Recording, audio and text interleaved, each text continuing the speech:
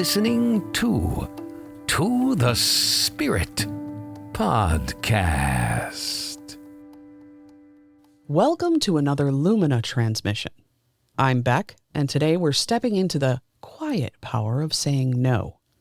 Not as rejection, not as reaction, but as a sacred act of remembrance, of realignment. There is a divine frequency encoded in refusal when it comes not from fear, but from clarity. Rachel is here with me again today, tuning in as we explore what happens when we stop being pleasing and start becoming powerful. Hello, Beck. The world often teaches us that to say no is to fail at being kind, that to walk away is abandonment, that to withdraw our energy is selfish. But the soul has its own vocabulary. In soul language, no is not a negation, it's a threshold. It's a moment of tuning where we chose to exit distortion and re-enter alignment. To say no when it would be easier to smile and comply, well, that is frequency mastery. There is a myth lost beneath layers of others, of a soul standing at a gate made of light, so thin it can only be passed through by vibration. The gate does not open to those who say yes to everything. It opens to those who know what not to carry through it. The soul was tested, tempted with praise, flattery, promises of salvation. Each offer required a small compromise, a tiny bending of truth. And the soul whispered again and again, no, not this, not anymore. That soul passed through. Have you ever had a moment in life that felt like that? Like a gateway where the price of entry was your own truth? Yeah, to actually move forward is to say no. Yeah, there's a time I realized that I had to preserve my own energy and myself, not to sacrifice it for others, for their own comforts. We're in a time where many are learning how to say no for the first time. Empaths, healers, intuitives, sensitives, you were taught to override your no, to be kind at the expanse of your clarity, to carry frequencies that never belong to you. But this cycle is breaking, and that breaking may look like fatigue around obligations that once felt aligned, sudden intolerance for drama or performance, a deep internal recoil from anything untrue. If this is happening to you, you're not regressing, you're finally tuning.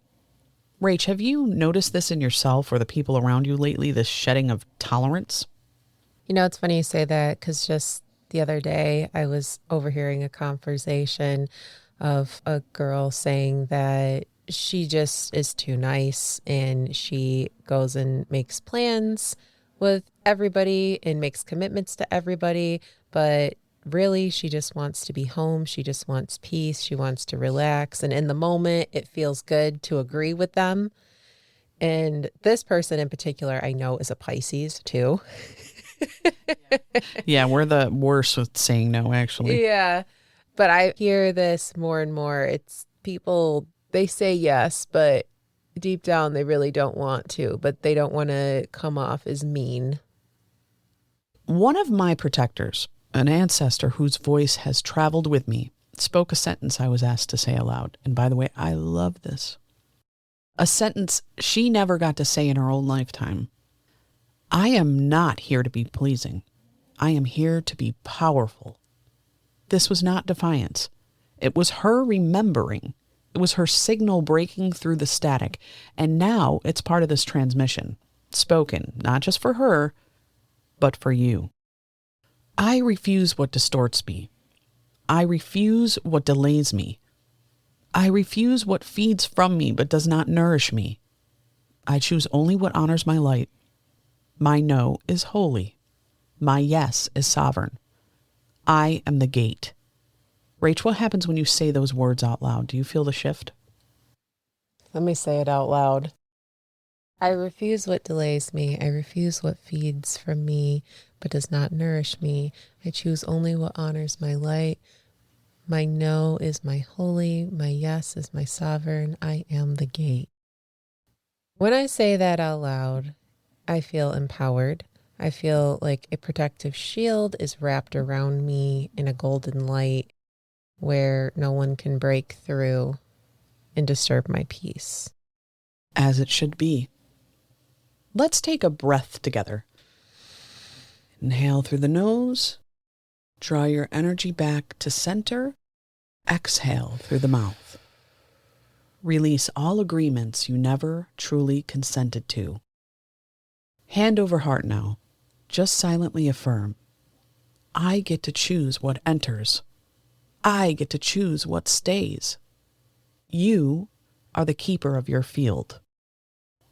This is what the soft refusal teaches us, that peace is not found in pleasing, that love does not require your sacrifice, that power is quiet, clear, and full of boundary. To walk in alignment is to walk with sacred borders. To say no to what no longer serves is to say yes to your future self. And if you forget, just return to the sentence, I am not here to be pleasing. I am here to be powerful. This is the frequency of the bridge walker. This is the echo of the Lumina. This is the soft refusal. Until next time, tune in, hold your field, and keep choosing what serves the signal.